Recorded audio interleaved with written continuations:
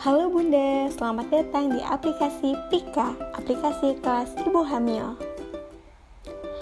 Bagaimana keadaan Bunda saat ini? Apakah terdapat keluhan atau ketidaknyamanan yang Bunda rasakan? Kalau ada, Bunda bisa berkonsultasi dengan bidan yang ada di room tanya bidanku ya Bunda. Sekarang kita akan memulai kelas pada pertemuan pertama kita Bunda. Nah, Bunda juga bisa mempersiapkan kertas catatan dan pena jika ingin mencatat materi pada pertemuan kita kali ini. Nah Bunda, sebelumnya kita bahas dulu ya terkait apa itu kehamilan. Sebenarnya apa sih kehamilan itu? Kehamilan adalah masa di mana terdapat janin di dalam rahim seorang perempuan. Kehamilan terjadi karena adanya pembuahan di mana bertemunya sel sperma laki-laki dengan sel telur perempuan. Setelah pembuahan, maka terbentuk kehidupan baru berupa janin dan tumbuh di dalam rahim ibu yang merupakan tempat berlindung yang aman dan nyaman bagi janin. Seperti yang kita tahu Bunda, bahwa kehamilan dibagi menjadi 3 trimester. Trimester ke-1 yakni usia kehamilan hingga usia 12 minggu. Pada trimester kedua, usia kehamilan 12 sampai 24 minggu. Dan pada trimester ketiga, usia kehamilan 24 sampai 40 minggu. Nah, apa saja sih tanda-tanda bahwa seorang perempuan itu mengalami kehamilan?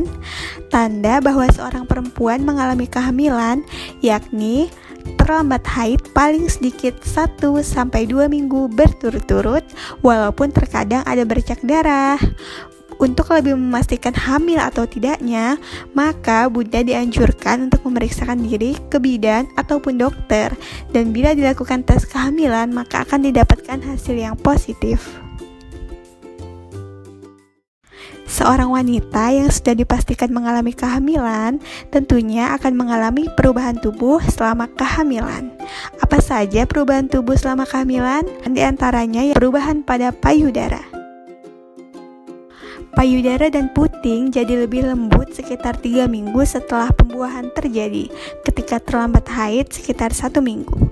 Kadang-kadang payudara juga terasa membengkak, mirip yang ibu rasakan menjelang haid. Membesarnya payudara ini karena kelenjar-kelenjar air susu membesar dan menyimpan lemak sebagai persiapan menyusui. Puting payudara dan daerah sekitarnya pun menjadi berwarna lebih gelap. Nah, perubahan yang selanjutnya yakni peningkatan berat badan. Pada akhir trimester pertama, ibu akan kesulitan untuk memasang kancing dan rok atau celana panjang kan Bunda? Hal itu bukan berarti adanya peningkatan berat badan yang banyak Bun, tapi karena rahim berkembang dan memerlukan ruang, dan ini semua karena pengaruh dari hormon estrogen yang menyebabkan pembesaran rahim dan hormon progesteron yang menyebabkan tubuh akan menahan air.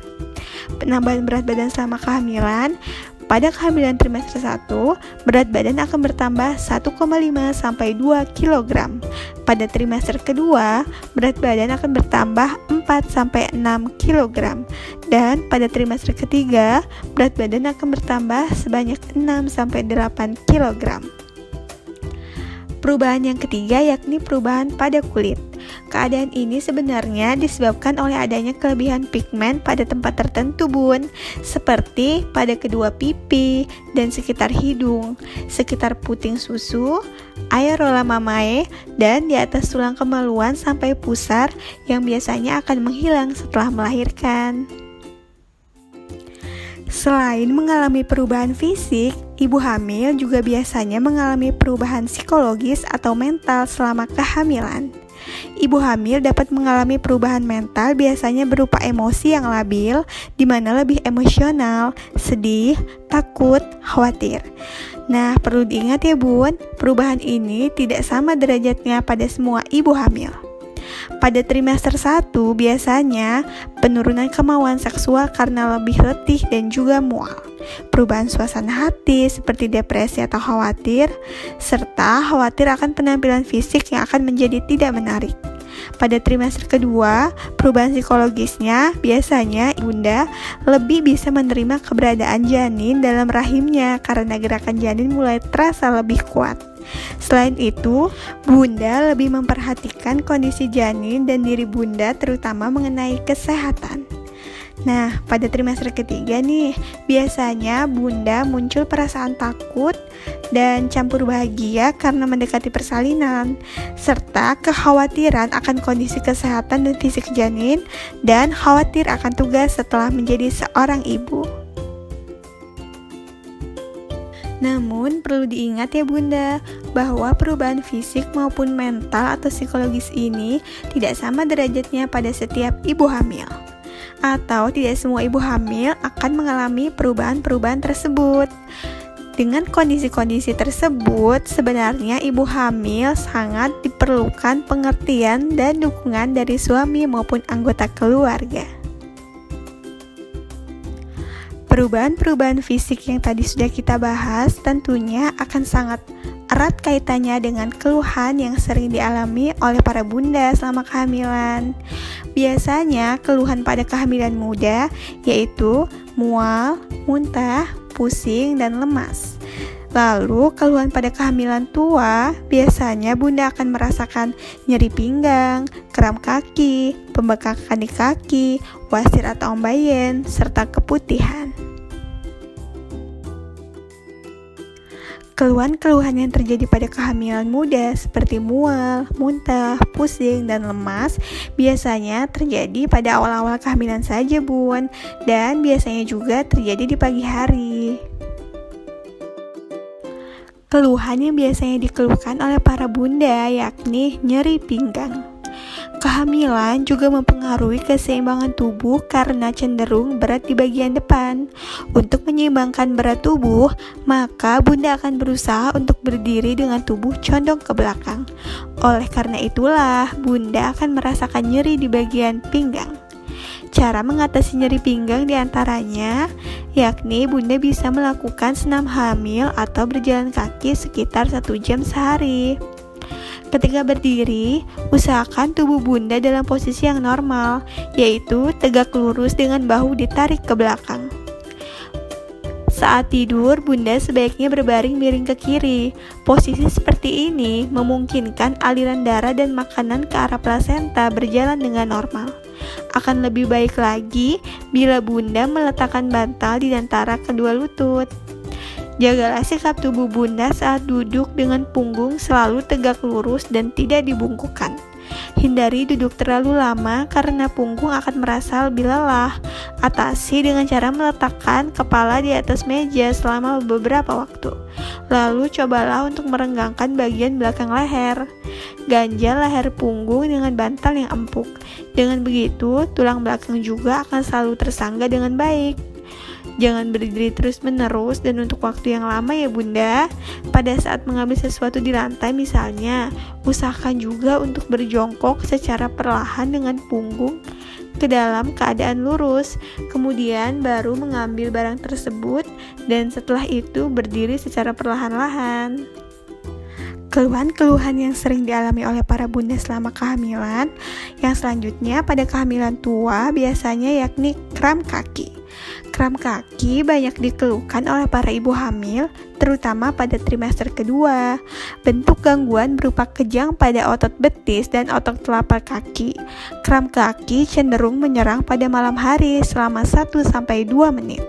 Walaupun singkat, tapi dapat mengganggu tidur karena rasa sakit yang menekan betis atau telapak kaki para bunda.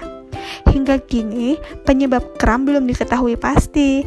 Diduga karena ketidakseimbangan mineral di dalam tubuh ibu yang memicu gerakan pada sistem persyarafan otot-otot tubuh. Penyebab lainnya adalah kelelahan yang berkepanjangan serta tekanan rahim pada beberapa titik persyarafan yang berhubungan dengan syaraf-syaraf kaki. Nah, bunda jangan khawatir. Ada beberapa cara mengatasi kram kaki. Yang pertama dengan meningkatkan konsumsi makanan yang tinggi kandungan kalsium dan juga magnesium seperti aneka sayuran berdaun, serta susu dan produk olahannya. Kalau ini sulit dipenuhi, bunda dapat berkonsultasi kepada bidan ataupun dokter mengenai makanan tinggi kalsium yang mudah diperoleh di daerah bunda. Selanjutnya, bunda juga bisa melakukan senam hamil. Senam hamil secara teratur dapat memperlancar aliran darah di dalam tubuh. Senam hamil dapat dilakukan pada usia kehamilan di atas 20 minggu. Nah Bunda, jika kram kaki menyerang pada malam hari, maka Bunda dianjurkan untuk bangkit dari tempat tidur, lalu berdiri selama beberapa saat, dan tetap lakukan meski kaki terasa sakit. Dapat juga dilakukan pijatan, luruskan kaki, dan minta bantuan suami untuk menarik telapak kaki ke arah tubuh dengan sebelah tangan. Sementara tangan satu yang menekan lutut ke bawah, tahan selama beberapa detik sampai kramnya hilang. Keluhan yang selanjutnya terjadi pada kehamilan tua biasanya yakni pembengkakan di kaki. Pembengkakan yakni penimbunan cairan akibat kadar garam yang terlalu tinggi di dalam tubuh. Garam memang bersifat menahan air. Biasanya pembengkakan muncul di trimester ketiga kehamilan. Sebenarnya pembengkakan dapat terjadi di seluruh tubuh, tapi bagian tubuh yang jadi sasaran berkumpulnya cairan adalah tangan dan kaki. Itu semua karena sifat air yang selalu mengalir ke tempat yang lebih rendah. Pembengkakan dapat merupakan suatu gejala keracunan kehamilan atau preeklamsia dengan timbulnya tekanan darah tinggi, air kemih mengandung protein, dan nyeri kepala yang hebat. Jika timbul gejala-gejala tersebut, maka Bunda dianjurkan untuk memeriksakan diri ke bidan atau dokter ya Bunda, untuk mendapatkan pemeriksaan yang lebih lanjut. Untuk mengatasi pembengkakan di kaki, biasanya Bunda dianjurkan untuk mengurangi makanan yang banyak mengandung garam, misalnya telur asin, ikan asin, dan lain sebagainya. Bunda juga setelah bangun pagi dianjurkan untuk mengangkat kaki selama beberapa saat. Dapat juga mengganjal kaki dengan bantal agar aliran darah tidak sempat berkumpul di pergelangan dan telapak kaki. Sering-sering juga Bunda untuk mengangkat kaki agar cairan di kaki mengalir ke bagian atas tubuh. Bagi Bunda yang bekerja di kantor dan banyak duduk, jaga agar posisi kaki lebih tinggi. Gunakan bangku kecil atau tumpukan buku sebagai penopang kaki. Naikkan kaki di atas bangku kecil atau sofa selama duduk. Lakukan sesering mungkin untuk memperkecil kemungkinan terjadinya sumbatan pada aliran darah di kaki. Kalau aliran darah pada kedua kaki lancar-lancar saja, berbagai keluhan akan langsung hilang tentunya Bun. Jangan menyilangkan kaki ketika duduk tegak, sebab akan menghambat aliran darah di kaki. Jika upaya-upaya yang dilakukan di atas tidak berhasil, maka segera periksakan diri Bunda ke bidan ataupun dokter ya Bun, untuk mendapatkan pemeriksaan dan pengobatan yang lebih lanjut. Keluhan yang biasanya dikeluhkan yakni wasir atau ambeien. Wasir atau ambeien adalah pembengkakan dan peradangan yang terjadi pada pembuluh darah balik atau vena di daerah sekitar dubur. Hal ini terjadi karena adanya sembelit sehingga terpaksa mengejan setiap kali buang air besar. Padahal, peregangan ketika mengejan inilah yang kadang-kadang menyebabkan pecahnya pembuluh-pembuluh darah di sekitar dubur, lalu terjadi perdarahan. Wasir dapat disebabkan oleh berbagai hal antara lain, perubahan hormon di dalam tubuh. Hormon progesteron yang meningkat selama kehamilan antara lain bertugas memperkuat janin di dalam rahim. Pada saat yang bersamaan, hormon tersebut juga menghambat gerak otot pencernaan. Padahal, gerak usus diperlukan agar perjalanan makanan dari saluran pencernaan hingga saluran pembuangan berjalan dengan lancar. Faktor yang kedua yakni ukuran janin yang kian besar, akibat seringkali mendesak sejumlah pembuluh darah di sekitar perut dan panggul. Darah yang meningkat, baik volume maupun alirannya pun jadi terhambat. Faktor yang ketiga yakni sembelit. Faktor lainnya yakni gerakan fisik yang terbatas selama kehamilan. Ini juga jadi salah satu penyebab kerja usus jadi malas. Cara mengatasi wasir diantaranya perbanyak konsumsi makanan berserat seperti buah-buahan dan sayuran. Jangan lupa juga Bunda untuk selalu meminum cairan yang cukup banyak, setidaknya 2 liter dalam sehari. Biasakan juga Bun untuk buang air besar secara rutin pada waktu-waktu tertentu, seperti pada pagi hari. Dan sebelum buang air besar, upayakan juga untuk minum air hangat. Dianjurkan juga untuk melakukan aktivitas fisik seperti jalan kaki. Gerakan ini diharapkan dapat membantu otot-otot di saluran pencernaan untuk bergerak mendorong sisa-sisa makanan ke saluran pembuangan. Serta hindari juga untuk mengejan ketika buang air besar. Keluhan yang selanjutnya yakni keputihan. Biasanya selama kehamilan, keputihan akan bertambah dan tidak berwarna. Jika tidak ada rasa gatal dan tidak tercium bau yang kurang sedap, maka bunda tidak perlu cemas. Serta jagalah juga selalu kebersihan daerah kewanitaan dan gunakan selalu celana dalam yang bersih dan kering. Jika keputihan berbau dan terasa gatal, bunda sebaiknya segera memeriksakan diri ke bidan maupun dokter. Selanjutnya, kita akan membahas hal-hal apa saja yang harus dilakukan untuk menjaga ibu hamil dan janin sehat. Di antaranya, bunda bisa melakukan istirahat yang cukup, stimulasi raba pada janin, stimulasi suara pada janin, periksa kehamilan teratur, makan makanan beraneka ragam, serta melakukan aktivitas fisik senam hamil. Selama kehamilan, bunda dianjurkan untuk tidur malam sedikitnya 6-7 jam. Dan pada siang hari, usahakan juga bunda untuk berbaring atau setidaknya tidur siang 1-2 jam. Usahakan ya bun, agar berbaring kakinya lebih tinggi dari perut. Sebaiknya bunda juga tidur memakai kelambu agar tidak digigit oleh nyamuk. Serta diharapkan jangan memakai obat nyamuk bakar atau semprot. Hal-hal yang harus dilakukan selanjutnya yakni melakukan stimulasi raba pada janin serta stimulasi suara pada janin. Bersama dengan suami, lakukan stimulasi janin dengan cara pada stimulasi suara, berbicara dengan janin sejak hamil muda dengan kata-kata yang lemah lembut dan positif. Dan pada stimulasi raba, lakukan sentuhan dengan cara mengusap-usap perut ibu sesering mungkin.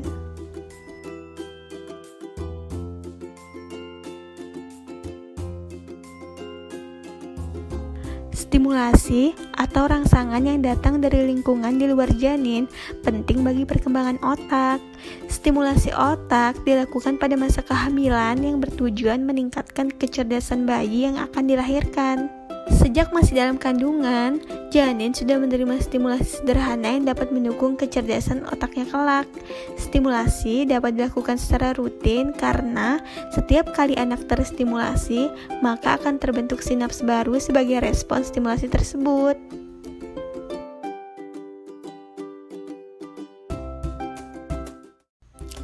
Hal-hal yang penting dan harus dilakukan selanjutnya yakni periksa kehamilan secara teratur. Bunda harus memeriksakan kehamilan teratur ke bidan maupun dokter ya bun. Sebaiknya setiap bulan. Jika bunda mengalami keluhan ataupun sakit, jangan ragu untuk segera periksakan ke bidan maupun dokter. Hal-hal penting yang selanjutnya harus dilakukan oleh para ibu hamil adalah makan makanan yang beraneka ragam. Makan makanan yang beraneka ragam lebih banyak dari biasanya ya bun. Makanan pokok seperti nasi, jagung, sagu, singkong, ubi, dan sebagainya sesuai kebiasaan tetap harus dilakukan. Serta banyak makan sayur dan buah juga bun. Lalu lengkapi dengan lauk pauk seperti protein hewani atau nabati seperti tempe, tahu, kacang-kacangan, telur, daging, ikan basah, dan susu. Serta jangan lupa untuk banyak minum air, lebih banyak dari biasanya juga ya bun. Bunda juga sangat dianjurkan untuk melakukan aktivitas fisik dengan berjalan kaki selama 30-60 menit setiap harinya, atau bunda juga bisa melakukan latihan fisik seperti senam hamil. Namun tetap harus dilakukan dengan berhati-hati dan seksama ya bun. Ibu hamil juga dianjurkan untuk menjaga kebersihan diri, seperti mandi 2 kali sehari agar ibu tetap segar, bersih, dan sehat. Keramas setiap 2 hari sekali secara berkala. Gosok gigi 2 kali sehari pada pagi hari setelah bangun tidur dan malam hari sebelum tidur. Lakukan cuci tangan dengan sabun menggunakan air bersih mengalir sebelum makan, melakukan perawatan payudara sesudah BAK atau BAB, setiap memegang uang dan sarana umum. Manfaat cuci tangan dengan sabun dapat membunuh kuman, sedangkan air mengalir dapat meluruhkan kuman. Jaga juga kebersihan payudara dan lakukan pijatan ringan untuk merangsang produksi ASI. Hal ini bermanfaat supaya dapat melahirkan. Ibu sudah siap untuk memberikan ASI kepada bayi dan mendukung berhasilnya pemberian ASI eksklusif. Jaga juga kebersihan daerah kewanitaan Bunda. Diharapkan minimal celana dalam diganti 2 kali dalam sehari. Hal ini bermanfaat supaya tidak terjadi infeksi baik ibu maupun bayi pada saat melahirkan. Nah, ada juga Bunda hal-hal yang harus Bunda hindari selama kehamilan. Di antaranya yaitu kerja berat, merokok atau terpapar asap rokok selama kehamilan, mengkonsumsi minuman yang mengandung soda, alkohol, serta tidur terlentang pada usia kehamilan tua. Bunda harus menghindari kerja berat, seperti mengangkat ember yang berisi air penuh. Bunda juga harus menghindari merokok dan terpapar asap rokok selama kehamilan, karena akan mengganggu pertumbuhan janin. Bunda juga harus menghindari mengkonsumsi minuman yang mengandung soda maupun alkohol. Bunda juga tidak dianjurkan untuk tidur telentang pada hamil tua karena rahim akan mendesak diafragma ke atas sehingga menimbulkan sesak nafas pada bunda serta akan mengganggu aliran darah dari ibu ke janin. Bunda juga dihindari untuk mengkonsumsi obat tanpa resep dokter apabila ada keluhan seperti sakit kepala, mual, muntah, karena obat-obatan tertentu terdapat kandungan yang dapat membahayakan pertumbuhan janin. Hal-hal yang harus dihindari selama kehamilan yakni kehamilan yang beresiko seperti terlalu muda, terlalu tua, terlalu banyak, dan terlalu dekat. Kriteria kehamilan yang beresiko ialah kehamilan yang terlalu muda, karena usia kehamilan yang dianjurkan ialah di atas umur 20 tahun. Kehamilan beresiko selanjutnya ialah terlalu tua, karena usia kehamilan yang dianjurkan ialah di bawah umur 35 tahun. Kehamilan beresiko yang selanjutnya ialah terlalu dekat jarak kelahiran, karena jarak antara kehamilan yang dianjurkan adalah minimal 2 tahun. Serta resiko yang terakhir karena terlalu banyak, karena jumlah anak yang dianjurkan ialah tidak lebih dari 2 anak. Selanjutnya ialah pemeriksaan kesehatan pada ibu hamil. Sejak bunda dinyatakan hamil, maka bunda dianjurkan untuk memeriksakan kehamilan secara rutin ke bidan maupun dokter. Pemeriksaan kehamilan minimal 4 kali selama kehamilan berlangsung, yakni 1 kali di trimester 1, 1 kali di trimester 2, dan 2 kali di trimester 3. Kalau mau lebih, itu juga akan menjadi lebih baik bunda. Bunda juga diharuskan untuk secara rutin melakukan pemeriksaan kehamilan secara teratur dengan tujuan agar deteksi dini kelainan dan komplikasi serta untuk mengetahui keadaan kesehatan dan status ibu dan janin agar tetap sehat. Pemeriksaan kehamilan sebaiknya dilakukan secepatnya dan sesering mungkin bun, sesuai anjuran petugas ya tentunya, agar ibu, suami, dan keluarga dapat mengetahui secepatnya jika ada masalah yang timbul pada kehamilan bunda. Saat bunda melakukan pemeriksaan kesehatan di puskesmas maupun pelayanan kesehatan lainnya, biasanya bunda akan dilakukan pengukuran tinggi badan, penimbangan berat badan, pengukuran lingkar lengan atas, serta pengukuran tekanan darah.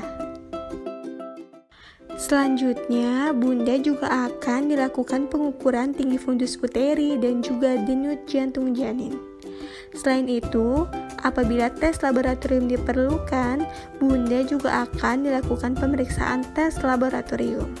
Serta Bunda juga akan dianjurkan untuk mengkonsumsi tablet tambah darah, yakni minimal 90 tablet selama kehamilan.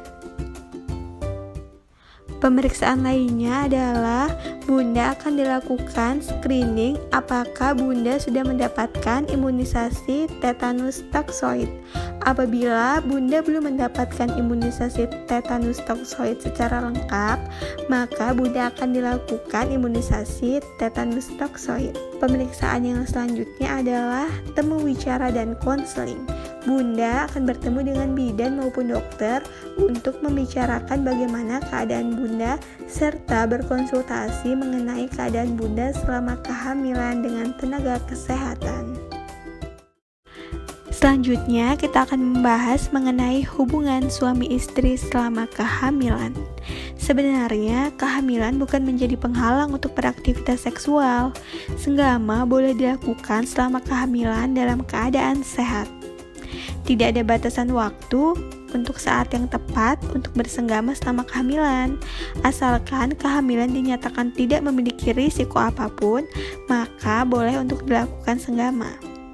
Jika kehamilan beresiko, misalnya letak plasenta tidak pada posisi yang seharusnya, lebih baik berkonsultasi dulu dengan dokter. Begitu juga apabila Bunda mengalami perdarahan ringan, seperti keluarnya flek-flek pada kehamilan trimester pertama, tunda dulu. Hubungan seksual selama kehamilan juga bermanfaat sebagai persiapan bagi otot-otot panggul untuk menghadapi proses persalinan. Dan setelah melahirkan sebaiknya senggama dilakukan setelah masa nifas berakhir, yakni 40 hari.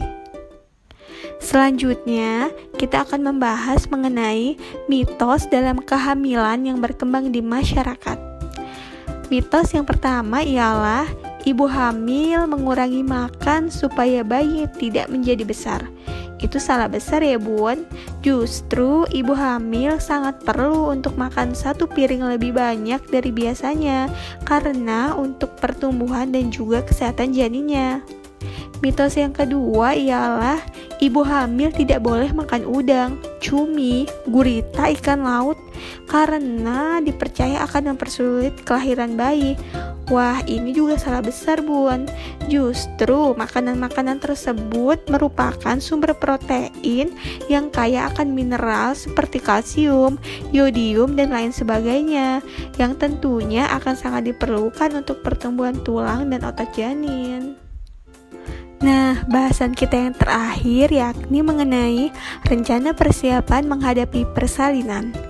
Untuk menghadapi persalinan, sebaiknya Bunda dan suami sudah merencanakan ya apa saja yang diperlukan dalam menghadapi persalinan, seperti menyiapkan dana cadangan, persiapkan juga dana untuk melahirkan, dapat juga mengikuti desolin ataupun tabulin. Lalu, siapkan juga calon pendonor darah. Persiapkan pendonor yang memiliki golongan darah yang sama dengan ibu bersalin. Upayakan pendonor berasal dari orang terdekat, seperti keluarga ataupun tetangga. Lalu, siapkan juga semua perlengkapan yang dibutuhkan ibu maupun bayi, seperti baju, popok, dan lain sebagainya. Dan siapkan juga sarana dan prasarana yang akan digunakan. Pastikan fasilitas pelayanan kesehatan yang akan digunakan untuk melahirkan, seperti poskesdes, pustu, puskesmas, klinik bersalin, ataupun rumah sakit. Siapkan juga alat transportasi yang akan digunakan, sehingga apabila sudah waktunya tiba, sudah tidak untuk menyiapkan segalanya ya bun. Pertemuan pertama kita telah selesai Bunda. Sampai bertemu di pertemuan selanjutnya ya Bunda. Ingat Bunda, jika terdapat keluhan, ketidaknyamanan, atau masalah dalam kehamilan Bunda, jangan pernah ragu untuk segera melakukan pemeriksaan ke bidan, dokter, ataupun ke pelayanan kesehatan terdekat. Jaga kesehatan selalu ya Bunda. Sampai bertemu di pertemuan selanjutnya.